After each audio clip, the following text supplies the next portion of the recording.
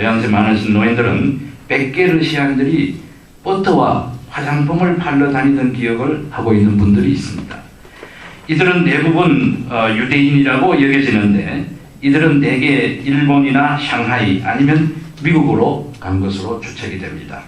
한국은 배타적 사회 일부만 아니라 일본의 지배 아래 사실상 있기 때문에 계속 머물 매력을 느끼지 못했던 것 같습니다.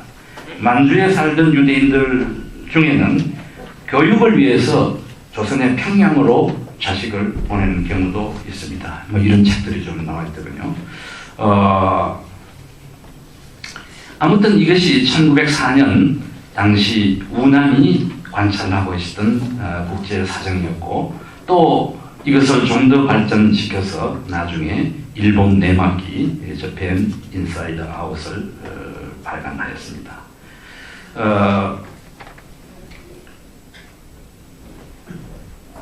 그러면 좀 더 우리 한국 운동사와 유대 시오니즘과의 관계를 조명을 해보겠습니다.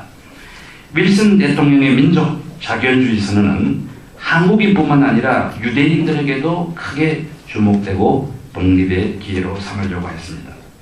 영국에 차려한 유대인 시온주의자 와이스만 박사는 파리 평화회의에 직접 가서 일본 대사를 만나서 발포화 선언을 지지해달라고 교섭을 하였습니다. 1922년 6월에는 샹하이 시나고그에서 유대 국민기금 주위시 내셔널 펀드의 정서가 일본 총영사에게 수여되기도 하였습니다.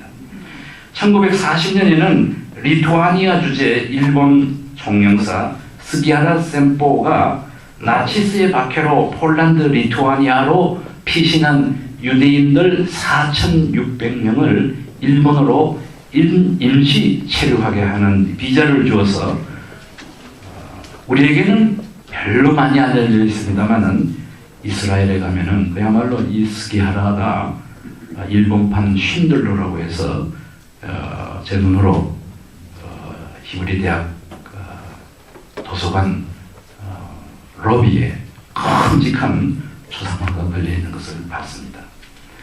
일본은 한국을 병합하기 위하여 경찰권, 사법권, 외교권을 장악했기 때문에 대외적으로 한국은 국가로서 인정받지 못하게 되었습니다. 이러한 어간에서 한국인 내지 한국으로서 유대인들을 공식적으로 독자적으로 접촉한 길은 할 수 있는 길은 차단되었습니다. 1919년 3.1운동이 좌절되자 샹하이에서 임시정부가 수립되었습니다. 그 이전에 연해주, 서울에서도 임시정부가 있었지만 유대인을 포함한 외국인들이 많이 사는 국제도시 샹하이로 통합하였습니다. 임시정부 건물이 있는 곳은 프랑스 조차지로서 유대인들의 게토였습니다. 그래서 임시정부 요인들은 유대인을 접촉할 가능성은 컸습니다. 유대인들도 잃어버린 조국을 찾기 위해 시오니즘 운동을 전개하고 있던 중이어서 심정적으로는 한국인의 처지와 공감하는 바가 컸습니다. 그러나 추는 이광수의 고백대로 한국인 독립운동가들은 목전의 급한 일들에 급급해야 했기 때문에 원대한 세계적 운동을 구상하고 교섭할 여유가 없었던 것 같습니다. 아니면 지금까지의 독립운동사 연구가 이런 방면으로 안목이 미치지 못했는지 아직까지 거의 알려져 있지 않습니다. 그렇지만 들여다보면 볼수록 비밀리에 독립운동가들과 유대인들의 접촉이 나타나고 있습니다. 미국에 있는 이승만은 파리로 가려고 했습니다만 갈 수가 없었고, 상하이에 있었던 우리 독립운동가들이 1918년 윌슨 대통령의 민족 자결주의에 관심을 갖고 파리 평화회의에 김규식 일행을 파견하였습니다. 이들이 파리에서 얼마나 광범하게 활동하였는지, 유대인들과 일본과 연합전선을 알고 있었는지 궁금합니다. 그러나 뜻대로 독립운동이 진전되지 못하는 사이 본국에서는 3.1 만세 사건이 터지고 일본 통치자들에 의해 많은 압박이 가해졌습니다. 여운형과 이광수는 상의에서 이런 한국에서의 피해 사실을 정확히 파악하고 세계 언론에 알리기 위해서는 외국인 기자를 보내야 되겠다고 생각을 해가지고 당시 차이나 프레스의 특파원 자격으로 와 있던 나다니엘 페프라고 하는 유대인 출신 기자를 한국으로 보내어서 취재하게 했습니다. 페퍼는 한국에 와서 카나다인 스코필드 박사의 도움으로 수원 제암리 학살 사건 등을 자세히 취재하고 많은 사진 자료를 갖고 갔습니다. 그래서 여원형과 춘호는 페퍼를 칼튼 호텔에 초청하여서 저녁을 대접하면서 애쓴 준데 대해서 사례를 하고 감상이 어떻느냐고 물었더니 페퍼는 이렇게 대답을 했습니다. 그만했으면 너희 민족이 일본 통치에 불복하고 독립을 원한다는 뜻과 또 독립을 위하여서는 죽기도 두려워하지 않는다는 용기도 표시하였으니 더 이상 동포를 선동하여 희생을 내지 말라. 지난 수십 년간의 길러내인 지식 계급을 다 희생하면 다시 수십 년을 지나기 전에는 그만한 사람을 기를 수 없으니 앞으로 교육과 산업으로 독립의 실력을 길러라. 내가 보기에는 현재 너희의 힘으로는 일본을 내쫓고 독립할 힘은 없다고 본다. 이렇게 얘기를 했습니다. 춘호는 이 말을 듣고 이 말은 우리를 슬프게 하고 붕괴하기도 하였으나 돌려 생각하면 그는 우리에게 대하여 자기의 솔직한 소견을 말하는 성실을 가진 것이다. 최후의 일인 최후의 일각까지 나아갈 길밖에 없는 우리라고 우리는 대답하였다. 이렇게 적고 있습니다.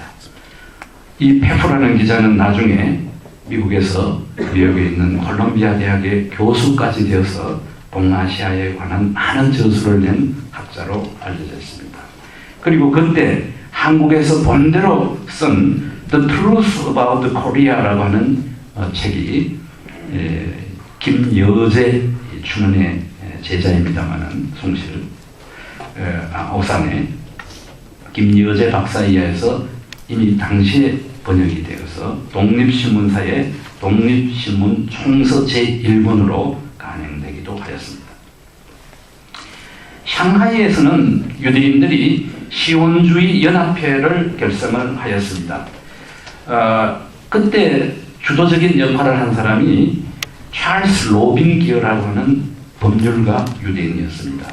근데 흥미있는 것은 이 사람이 미 군정 시절에 우리나라의 법률 고문으로 옵니다. 우난과 접촉이 있었을까? 나중에 이 로빈 기어는 워싱턴의 조지타운 대학의 유명 교수, 특히 로마법 아주 정통한 교수로서 책도 많이 내고 해서 지금 석좌 교수 이름이 로빈 기어 체어라고 하는 것이 내려가고 있습니다. 유대인과 한국인으로 가장 접촉이 많았던 사람은 춘원 이광수입니다.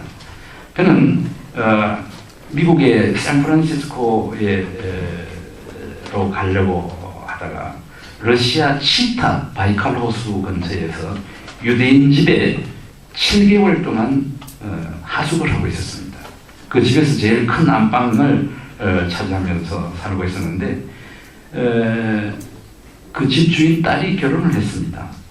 그래서 유대인 결혼식에도 참석을 했습니다. 그 유대인들이 밖에서는 러시아인들이 알까봐 아주 비밀을 지키면서 안에서 이제 춤도 추고 하는 그런 걸 다 이제 목도를 하고 이랬는데 며칠 후에 그 신부가 그냥 울면서 들어와서 춘원의 가슴에 그 머리를 묻고 내 남편이 러시아 전선으로 끌려갔다.